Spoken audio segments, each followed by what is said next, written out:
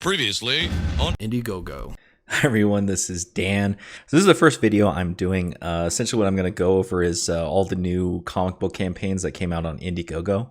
I thought this would be a really good weekly video to try out and see what people thought.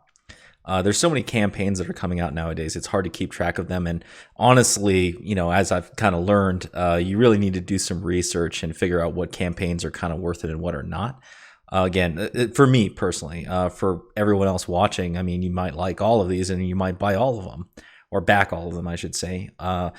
And you might hate all of them and you might choose not to back any of them. Totally up to you. But anyhow, these are the top 5 campaigns that I kind of picked out that came out this week. I also have one wild card if it's like something that came out a while back that never went over, or something coming up. I'll just keep one in the slot. And we'll do this every Sunday and see how, or Sunday in America, I should say, and see how this goes.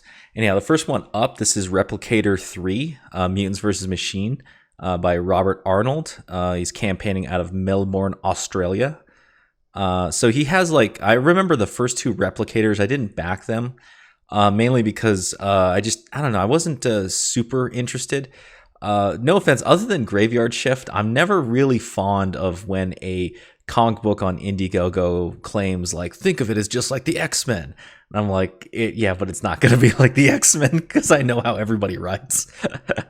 Honestly, like I wish there was a book that was written like the X-Men and not necessarily drawn like the X-Men. Anyhow, not hitting on him though. This book looks fantastic, particularly the art here. So you got a couple perks that you can go over. Looks like he's already gathered about 16,000 USD with 251 backers and 28 days left as of October 18th. So it looks like this is a 32-page comic book. We have, let's see, what's the one by itself? So by itself, it's 21 Australian dollars, 15 US dollars. So 15 US for 32 pages. It's okay. I mean, it's better than 22 pages, that's for certain, but still kind of depends on how the writing is done. I might consider backing this just to check it out. Actually, you can get this. This is $44 for all 3 issues. So that one, let's just do some math right here. So that would be, what is it, 88 pages? So 44 divided by 88, about 50 cents per page. If you just got the one by itself, right, $15 divided by 32, slightly less. That's kind of weird. Why would, I don't agree with that. If you're gonna package them up, it's usually better to drop the price slightly because they're gonna increase your overall sales and your overall quantity that you're shipping out. So I don't know about that one. That's kind of silly to me, but you know, if you're interested, it's 15 USD for 32 pages, bunch of different variant covers. I don't know what kind of perks are in this. Let's see. Looks like it's just the 32 pages. FAQ, will I get my book? Yes, what's the deal with shipping? All our comics in Australia. The Australian version of a Gemini mailer. All comics will be bagged and boarded. International packages will come with tracking. Can I see? Looks like it's pretty well on its way. So at least you know you're going to get this comic. I do think the price is a bit steep here. It's better than Pandemic, so I'll give it that. But $15 for 32 pages is a little bit much. Anyhow, that's Replicator 3, Mutants vs. Machines. Check it out. Next one, this is Tyrant Comics, Starfree. This is kind of clearly a anime manga style here. Looks like he's running it out of Oklahoma City. He's only got 5 backers, trying to get a goal of $500. $500. Looks like he's run 3 projects, and he's gotten like about a grand and a half. So definitely kind of a new amateur guy here. This Chris DeHutt. Let's see, Starfree collection, 100 less pages. Wow, it's actually not bad. So is this really Starfree? Physical copy? Well, let's see what this is. Starfree is an action-adventure comic featuring Alice in her debut adventure. Now on IndieGoGo, story of a girl with godlike powers. Okay, that's pretty cool. It's created by Chris Ryan, who also created Tyrant, Doom Train, and the Savage Swordsman, many others. Oh, that's pretty interesting. Obviously, simplistic manga style. It looks like he did, in fact, deliver on this book. That's pretty cool. It's definitely digital. Campaign funding goals are set very low. Help us continue at this point. Make the second issue. Blah, blah, blah, blah, blah. Reward tiers. So you can buy a digital comic. You can buy a double digital comic for $10. That's actually pretty good. 40 pages for $5. $15 physical tier. So this is 60 pages for $15. Hey, that's actually not bad. Again, you kind of have to be into the manga style. If you're not into the manga style, then that's not going to work. So that's about $1/4 per page. And then physical signed copies, so that's 80 pages. And then there's a big collector's. That's the one he's trying to get right here for you to buy.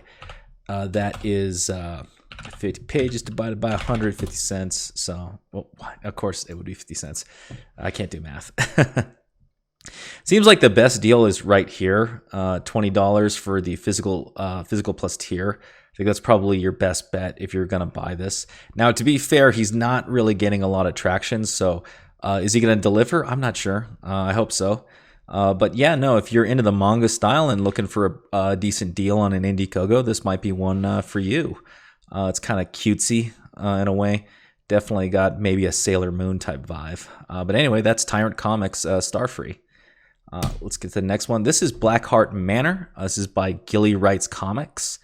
Looks like it's getting funded out of New York in the US of A. It's got about 31 backers, about $1,500. 28 days left to go to get a 2,500 fixed goal. Let's see. So this is a Lovecraftian horror zine. So I'll be honest, and I'm going to explain with the next two. I'm not a fan of horror comics, but if you are, you might want to take a look at this. Overall, art looks pretty decent. It's kind of got a bit of a Alterna feel to it. Like, kind of feels like an Alterna comic. That being said, what's his featured tier? Let's see. Looks like BLACKHART Manor Collector, 40 pages of black and white comic book pulp horror in magazine form, only available here. So included items are the digital edition, original, virgin, etc., and signed. This is, see, I can see why he's not getting a lot of money. This is pretty steep for 40 pages right here.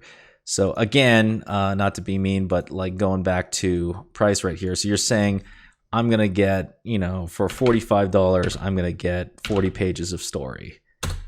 Yeah, that's not bueno. That's not bueno. You're starting to reach, what is it? Starting to reach your boy Zach levels. Yeah, yeah, actually worse than your boy Zach. So, yeah, again, if you're into horror zines, this might be pretty cool. Well, actually, probably a better one would be this digital copy, because if this is still 40 pages, then $10 is really good. How much is the? So it's $20 for that. $20 for 40 pages isn't really hot either. I would try to see 48. If he could, or better yet, is this a writer? If it's a writer, why not write a couple pulp short stories in the back? Since you're going for a pulp style, right? Could be something good at. But anyway, if you like Lovecraftian horror and you're interested in this, you might want to take a look at it. Got a couple affordable editions right here. So unfortunately, the physical is still a little bit pricey, but if you're okay with digital, you could get that a little bit cheaper. Next one coming up is, oh, by the way, that was BLACKHART Manor. Next one coming up is Charlie's London. So for people who watch Ethan Van Sciver's streams or some of the other CG streams, you might know this lady. She comes on quite a few of them. Always talking about starting this, and looks like she has, and looks like she's off to a good start. Pays to be friendly with Ethan Van Sciver, that's for certain. So this looks like it's a autobiographical graphic novel. What's kind of pretty decent about this is it's 64 pages. And I think right here, so Donald DeLay variant cover, it's 19 pounds, $25. So again, it's a bit on the pricey side. So again, this is your typical CG price, right? So, what is it? 25 divided by 64. So you're looking at about 40 cents per page. It's not bad. There are definitely other books out there that are a lot more expensive. I wonder if she has any goals here. Let me see. Is it all black and white? Let me see. 64-page graphic novel. Looks like it's in black and white, which I would expect. This is about Charlie Chaplin, by the way. So this is, by the way, this autobiographical autobiography of Charlie Chaplin. Something to think about while you're looking at it. It's kind of cool. Never was really into like this old stuff, but it's kind of cool. Let's see. So Charlie and Stan from Keaton to Keystone is a 24-page one-shot that expands on it. So wait, is it a 64-page graphic novel and a 24-page one-shot? Huh. That's actually not bad in terms of value, right? Like, again, I'm not really into Charlie Chaplin, but if it's 64 pages with 24, that's actually really good value. Especially if you get this. Let's see, it's the one shot name. Oh no, you have to buy the whatchamacallit, one of these damn things in order to get that one shot. That sucks. Does it include the one shot? No, it doesn't include the one shot. Yeah, it doesn't include it. It just includes the 64 page. Okay, so you look at that 40 cents per page for a Charlie Chaplin graphic autobiography of a sort, right? So if you're into that, check this out. It's Charlie's London, From East Lane to the Limelight. Next one right here is Iron Skies Recruitment. This is issue 2 of Iron Skies. It's by Christopher Rue. He's working it out of Wichita, I believe Kansas, United States. It's got about 1,000 right now with 28 days left and 20 backers. Looks like his last one did really well. That's pretty interesting. So there's Recruitment. There's it. It's 20 buckaroos. And then you can even get issue number 1 if you missed issue number 1 for $25. And then you can get them both for $45. But let's see how many pages we got here. Iron Skies number 2 is 40 pages. Okay. And I wonder, I'm going to go check out, let's see, what is this? One of the few issues of our first run that are left. 0 of 50. Oh, so he has $50 left. Let me see his past project here. Sorry about this, guys. I got to figure out what you're getting here. This is, hey, I like this. This is kind of cool. So continue reading. It's 40 pages right there. Okay. So again, you're talking about, to get both of them for $45, you're talking about 80 pages of content. So again, not super hot. You're talking about basically 50 cents per page. I guess I haven't seen his writing in here. Unfortunately, he doesn't have a preview with it. So a cool concept. This is essentially kind of a steampunk Jules Verne kind of look going on here. I kind of like it, but a little bit pricey in terms of the cost right here. I'm wondering, like, he probably should have sold this for less personally, because then more people would pick up the buddy pack, right? Like if this was $40, I think that would be a little bit better. At 45, it's a little rough. But if you're into steampunk and you wanna support Christopher Rue right here and getting Iron Skies out, check it out. Anyhow, the last one is the wild card. This is The Kill Journal. I actually have been contacted by the creator for this. I forget his name. I think it's Adam Lawson, I think is his name, right? I am personally not a fan, again, of horror, or I guess this is kind of grindhouse horror right here. Looks like he's made his goal, though. He's got 12,000. 19 days left with 208 backers. Is this a hardcover? Oh, that's kind of cool. Wow. He's doing a hardcover. That looks kind of sweet, actually. Leather bound. Damn, dude. Spending some money right here. That stuff's not cheap. So leather bound edition is $40. And this spine breaking. So monthly digital issues, digital stretch goals, leather bound edition, print stretch goals. So how many is this? Let's see. I don't want that crap. So it is an 88 page. Yeah. Whew, very gory. This is very 90s style. 88 page graphic novel. So you got 88 pages for $40 on a leather-bound hardcover. It's actually not bad. That's like okay for a hardcover. That's actually pretty good. I'm assuming he's probably filled in a bunch of different arts and whatnot. Marty's Tale, Revenant, and Death of Her Father. Hey, this is pretty cool. So looks like at every goal unlocked, you can get another 6 pages. So if it gets up to 60K, that's what? That's 24 extra pages. So that's 24 plus the 88. So that would be what?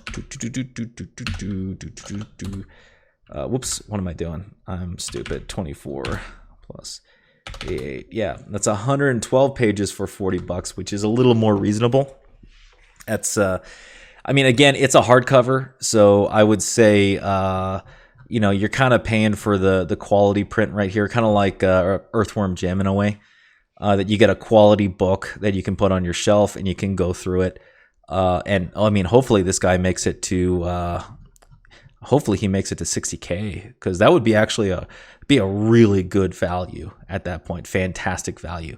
One of the things you got to remember about IndieGoGo and Kickstarter is it's not a shop, right? It's not a store. It's really an investment, right? So you really need to look at campaigns that are going to provide the maximum. Like, first off, are they going to get funded? You know, and are they going to do they have you know, stretch goals that increase the value of the book for the reader, right? It's really the kind of campaigns to me that I really like. I think I'm pretty much done with the pandemic style campaigns. I think I'm never going to do one of those again. Sorry, Zach. Just the value's not there, man. You got to have value for the customer. This is actually very good right here because again, I honestly think he should have had a paperback instead of a leather bound. That being said, this is still really freaking cool. And if he adds up to, you know, essentially, you know, was it 100 and something pages of content right there, it ends up kind of being worth it at that point. Still would prefer, you know, a more affordable, like if this was like $30 for 100 and something pages, like that's kind of on par with a lot of the stuff coming out of Marvel and DC in terms of like graphic novels and stuff. So, not bad at all. Anyhow, that's the video. That's, you know, last week in IndieGoGo, October 11th through the 17th. By the way, just had a big bump in subscribers, went to 157. I actually passed my BitChute channel, which I'm kind of sad about, because I kind of like BitChute, but I don't know what's going on. The owners of BitChute are not doing the right things to kind of help that site out. Not to mention it's a freaking misery to upload stuff on that website. But yeah, thank you everybody who has subscribed. Speaking of which, if you like this video, please hit the thumbs up. Subscribe if you haven't subscribed. Hit the bell for notifications. If you got any comments on last week in IndieGoGo, leave it down below, and I will see you next time.